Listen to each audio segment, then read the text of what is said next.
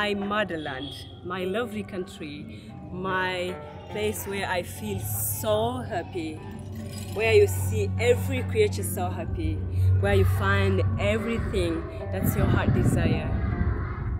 The soul of Africa, my home Rwanda. You will see the sunrise in the morning and you hear the voices of the birds, and you see the mountains, the volcanoes, and all things your heart desires.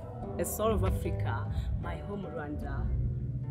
You will enjoy the Rwandan tea or Rwandan coffee in the evening, having all the sunsets rises and the sunset of the sun in the mountains. It's the soul of Africa, my home.